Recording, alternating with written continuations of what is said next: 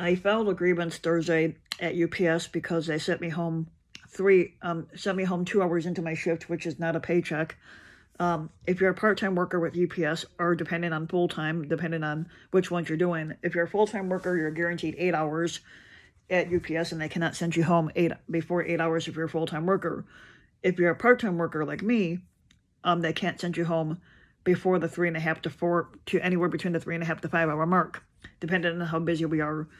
The last 2 days I got 4 hours, which isn't too bad. I forget what I think I got 3.5 on Monday, and then I had 4 hours yesterday and 4 hours today. That doesn't include tomorrow and Friday. So anyway, I filed a grievance on them because they sent me home 2 hours into the shift Thursday. A lot of times it's miscommunication with management because they will say, oh, you're good to go home. And if you don't give a response to them, they automatically assume that you want to go home. And that's not always the case. You got to let them know that you don't want to go home and that you don't want to go home before the 3.5 hour mark.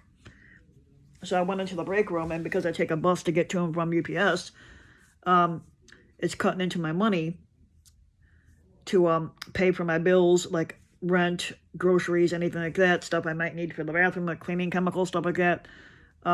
So if I'm getting cut early, I'm not able to make my rent, I'm not able to pay for my groceries, and I'm not able to pay for the stuff for the bathroom, like the cleaning chemicals and stuff like that, if I don't have the hours that I need.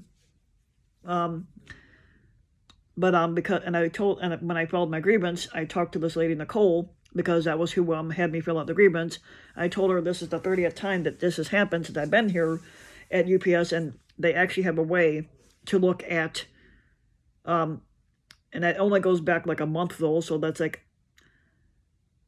they're going to be able to pay me for is for the days that they sent me home for the last month early.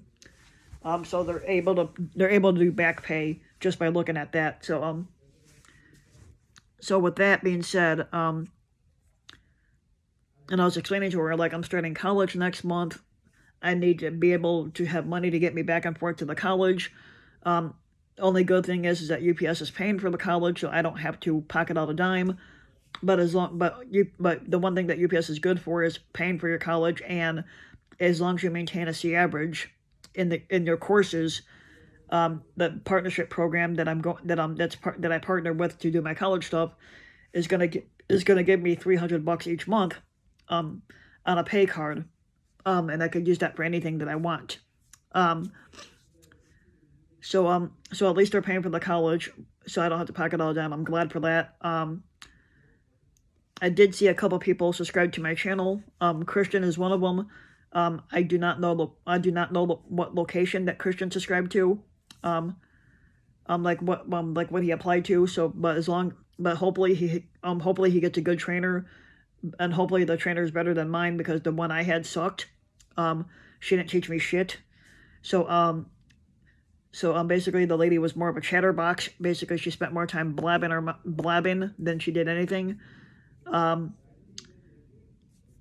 so usually you get like a week with your trainer. Basically, I went 5 days with her, or actually, yeah, I think it's actually longer than a week. You get like 7 days. So you count Monday through Friday, and then you have another 2 days after that on the next Monday, Tuesday to have with your trainer. And on the final day that I was training, I actually went to the training office and told them the trainer that I had wasn't teaching me shit. I said, you need to find me a new fucking trainer, because I'm like, I can't deal with this lady 1 minute longer, because she's basically not showing me how to do the job. So basically I had to learn for myself how to stack boxes, because the bitch wasn't teaching me anything. So with that being said, I told them, I was like, you're going to need to find me a new trainer. Eventually they found this guy, Andrew, and the difference between Mary and Andrew is Andrew was more hands-on. And I learned more from Andrew in 3 hours than I did from Mary within a week. That's how good Andrew was when it came to training. And Andrew was better suited to showing you how to do the stuff. So that was a good thing for me. Also, UPS is big on a few things, and they're sticklers for a few things. Always, when you're in a trailer, stack left to right, and also get it all the way up to the ceiling. for the first for each shelf that you do, for like each for each wall that you do, stack left to right and go all the way up to the top of the ceiling until you can't get any higher. For me, it's kind of harder for me to get all the way up to the ceiling because I'm not that tall. I'm only 5'4", so it's harder for me to always get up to the ceiling, even on a load stand. They are very big on you using a load stand when you get above your shoulder height. Like when you start stacking the boxes and they're above shoulder length, then that's when you got to use the load stand. And that's when you got to use the load stand. But I don't like using that damn thing anyway. But also, make sure you're using the load stand when safety comes by, because if safety sees you stacking boxes outside of your power zone, which is like your shoulder height, they can dock you for that. And make sure that you're on the load stand when you're stacking boxes, because they will comment on that too every damn time. So that is all for today. So my grievance is filed. They're gonna look into payment and stuff I get to make sure I get some sort of like pay for the days I got sent home early. It's been like 30 different times, and don't let UPS take advantage of you this way.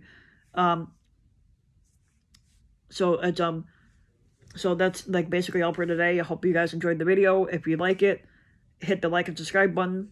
Also leave a comment, let me know what you guys were thinking about this video. So subscribe to the RBW King channel. And also hit the notification bell so you'll be notified when any videos come out. Let me know what's on your guys' mind.